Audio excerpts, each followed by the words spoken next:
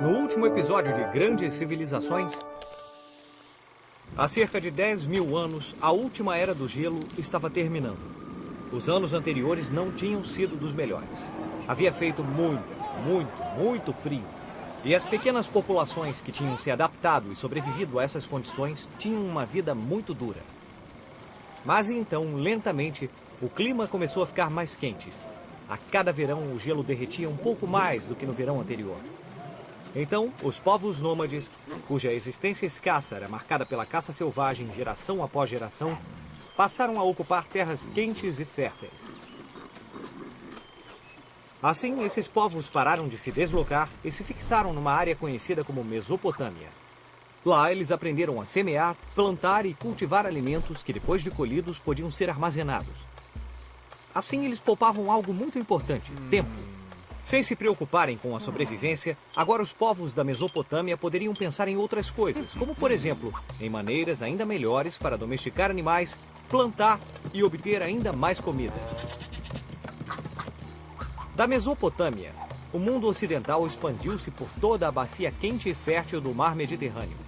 Milhares de anos se passaram e muitas culturas se desenvolveram. Os sumérios, os assírios e os babilônios, os egípcios, fenícios, os minoicos e os persas, os gregos e os romanos. Nossa, quanta gente! No auge do Império Romano, o mapa da Europa Antiga era assim. Os romanos dominaram toda a bacia do Mediterrâneo. Mas o que estava acontecendo do outro lado das fronteiras do Império? Não havia ninguém lá? É claro que havia, mas os povos que viviam nessas regiões não tinham o mesmo clima que os romanos, então a sobrevivência era mais difícil.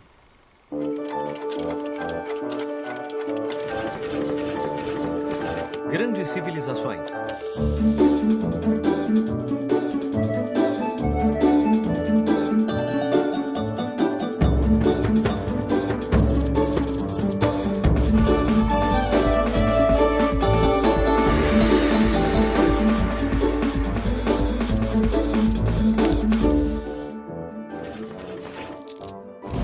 Os Vikings.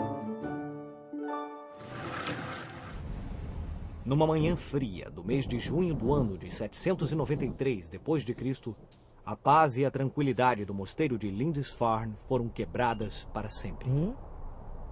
Navios surgiram da névoa no horizonte, trazendo grandes e ferozes homens de barbas e cabelos compridos. Esses homens eram grandes guerreiros, que tinham uma habilidade incrível com suas espadas e com seus machados. Os monges de Lindisfarne estavam prestes a conhecer os vikings. Esses guerreiros gigantes atacaram aldeias, cidades, igrejas e mosteiros de toda a região. Derrotaram os monges, queimaram tudo o que encontraram e levaram todas as joias, ouro e tesouros que coubessem em seus barcos. A invasão viking acabava de começar.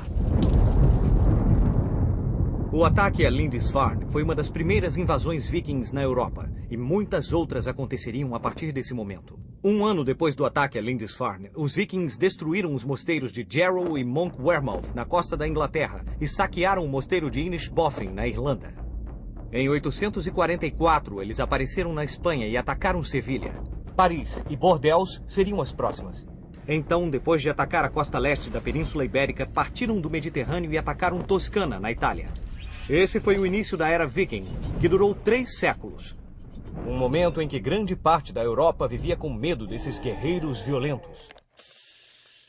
Guerreiros violentos.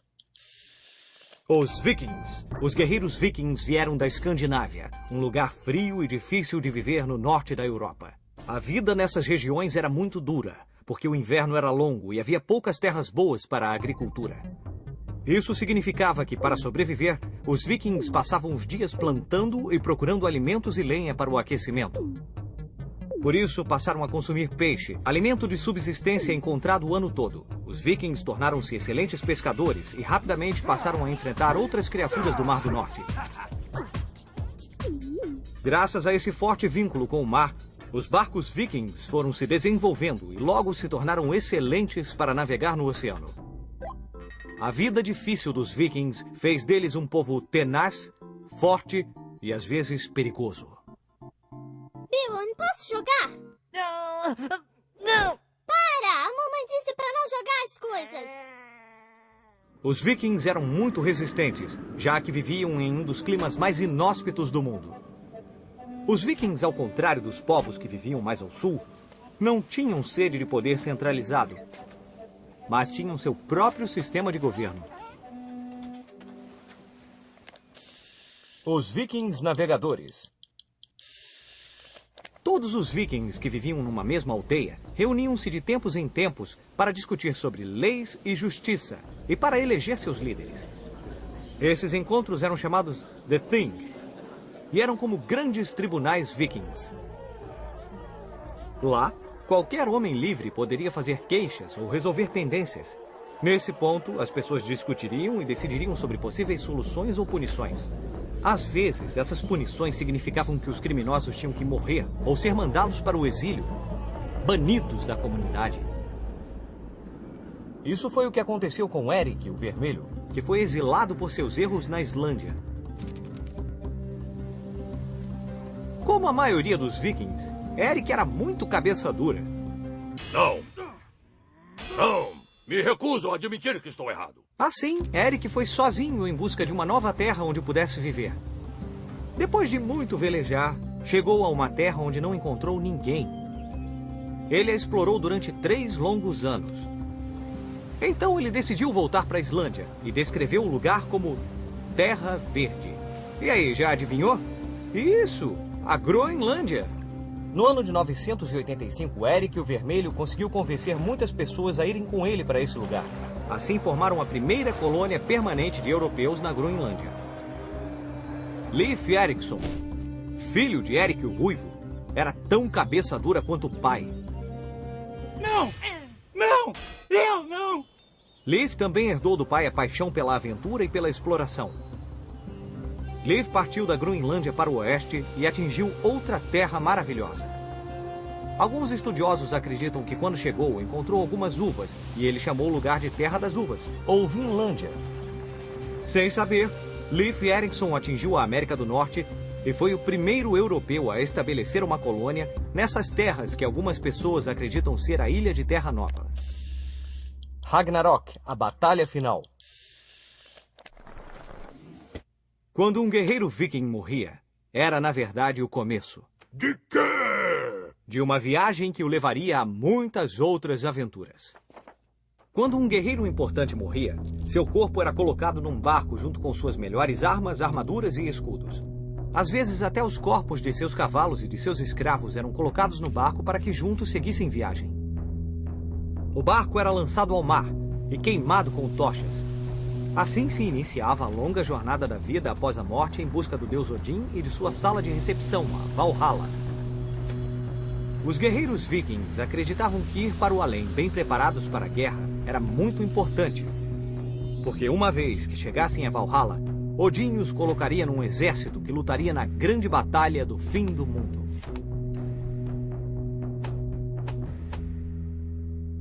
Os vikings acreditavam que seria fatal essa batalha pelo controle do mundo, travada por gigantes, monstros e poderosos deuses.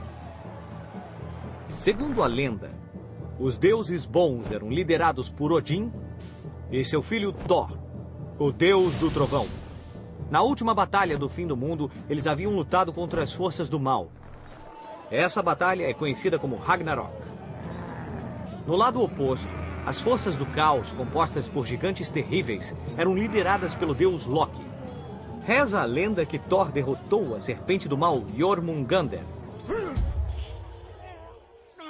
Mas ela conseguiu envolvê-lo num vapor venenoso que deu fim à sua vida.